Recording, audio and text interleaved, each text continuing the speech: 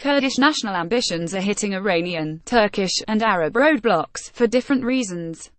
Tensions and radical differences are growing more intense between conflicting projects, amid a clamor regarding partition and influence sharing in Iraq and Syria. Turkey's Erdogan has started building a wall along the Turkish-Iranian border to prevent the infiltration of Kurdish activists to Turkey, and has promised to build a similar wall with Iraq while he is already building a wall with the Syrian border. Masoud Barzani, president of the Iraqi Kurdistan region, has made it clear it would be impossible to backtrack from a referendum on Kurdish independence in Iraq, pledging he would not allow the Iranian-backed Popular Mobilization Forces to enter Kurdistan. Barzani spoke about the Iranian project, saying the Iranian officials have explicitly declared they successfully achieved their program to open a route from Tehran to Baghdad, Damascus, and Beirut. He refused to accept Kurdish responsibility for partitioning Iraq, saying sectarian war is already raging, while the divided Iraqi state had no sovereignty. Regardless whether the partition of Iraq is coming officially with the referendum on Kurdish independence, partition had already come through George W. Bush's war in Iraq, then at the hands of former pro-Iranian Prime Minister Nouri al-Maliki and the PMF, the Iraqi version of Iran's Revolutionary Guards Corps.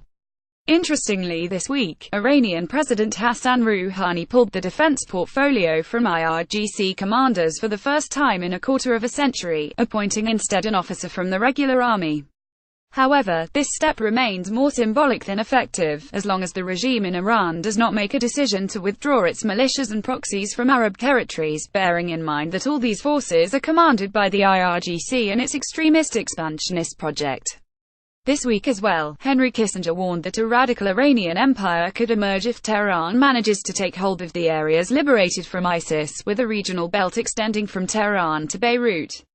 The Trump administration is not clear about whether it wants to accept this as a fact on the ground, or whether it intends to frustrate the plan. So far, it appears that the Trump administration has outsourced the fate of Iran and its militias in Syria to the Russians.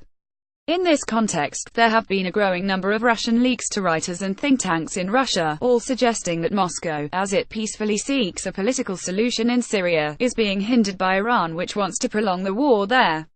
What is not clear, however, is if this is genuine reproach, a distribution of roles, a sign of serious differences in priorities, or the result of serious U.S. pressures over conditions related to a deal between Moscow and Washington.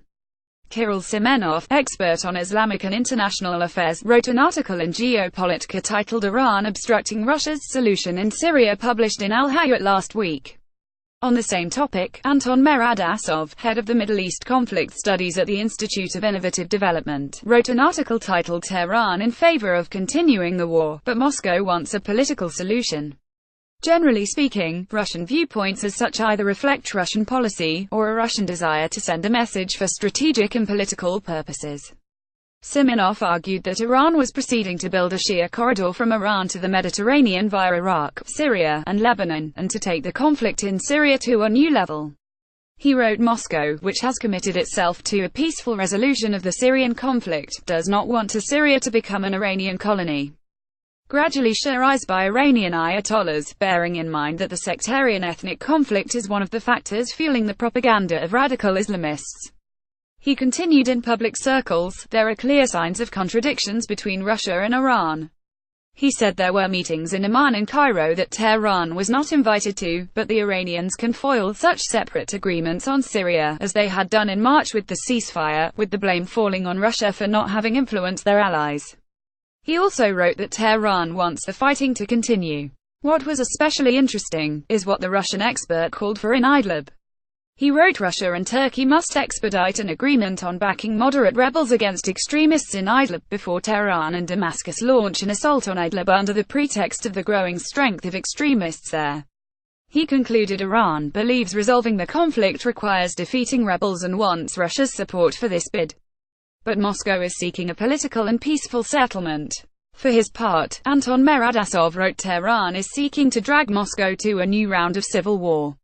He said that despite the convergence of Russian and Iranian goals in Syria at the start of Russia's military intervention, the gap between the two countries expanded gradually as Russia sought to negotiate with the rebels in order to establish a stable ceasefire. Meradasov elaborated further on Russian-Iranian rivalry in East Aleppo, where Moscow is seeking to impose security and stability, as he said, while Tehran has sought to shore up its influence in East Aleppo and expand its loyalist militias and establish Iranian religious centers that stoke the conflict on sectarian and ethnic basis. Such messages may be addressed to Washington, to elaborate the difficulties Russia faces in containing Iranian ambitions and let the Trump administration realize that the price for Russia cutting off its alliance with Iran would be very high. This price could be paid in Crimea, where Moscow insists on Washington acknowledging that Crimea is Russian. Moscow diverges from Tehran beyond the message to Washington, however, because the Iranian project in Syria is radically different from the Russian project. However, Moscow is not yet ready to relinquish its strategic relationship with Tehran, unless it is fairly confident that the Iranian project would drag it into the quagmire of civil war in Syria, and unless it is confident about a Russian-American deal. Washington is relying on Russia to rein in Iranian influence in Syria. The Americans either believe Russia is capable of doing so if it wants, or because they see the problem as being Russia's problem rather than theirs. For the Trump administration, the top priority is to crush ISIS and similar groups in partnership with whoever is willing, after which other matters can be dealt with.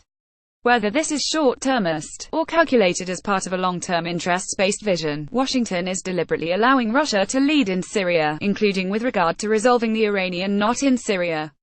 However, Washington is not absent from the course of events in Syria, either directly or through deliberate oversight.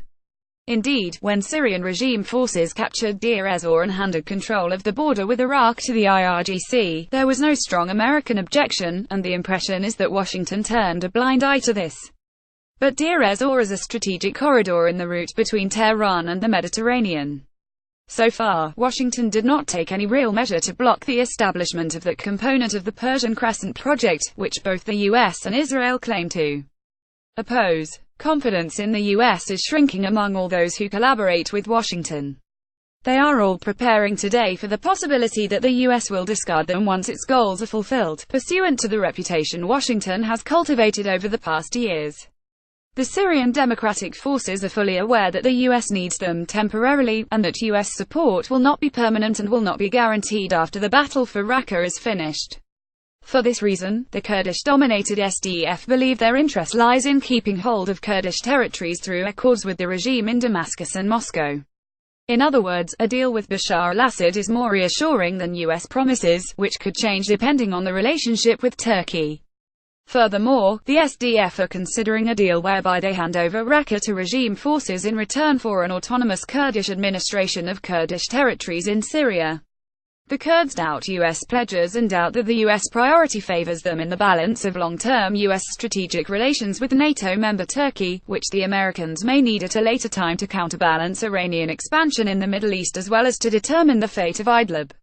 Idlib has become a hub for terrorist and extremist groups expelled from Syrian areas liberated from al-Qaeda-linked al-Nusra Front and Hayat Tahrir al-Sham, and ISIS and similar groups. Idlib has become this hub with the knowledge of all players in Syria, but the question is for what purpose. Russia is afraid that Tehran and Damascus could take advantage of the situation in Idlib to launch an offensive that could create new alliances between moderate and extremist rebel groups. The Russian idea is based on getting the moderate groups to eliminate the extremist groups, and wants to head off any Iranian regime gambits in Idlib. Turkey possesses many tools in Idlib, but it has been accused of sponsoring the idea of giving safe haven to extremists there, and Ankara is considered key to the fate of Idlib and the groups there. Russia has attempted to coordinate moves with Turkey, giving the impression that it is at odds with Iran, but these partnerships remain provisional in Syria. To be sure, so far, despite Russia's peddling of the notion of differences with Iranian projects in Syria, there is no proof of any qualitative shift in the alliance between the two sides.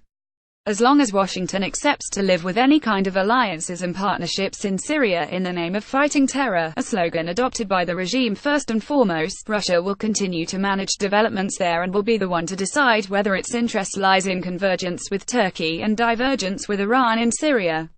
And it is Russia that is deciding the fate of the entire Syrian opposition. This is the reason the Kurds and the US-backed SDF are seeking closer ties with the Russians. Ultimately, the Iranian knot in Syria's fate is no secondary issue. Its transnational projects require a foothold in Syria's geography, and nothing will stop it except a joint Russian-American-Israeli pushback, which has not yet been decided. Download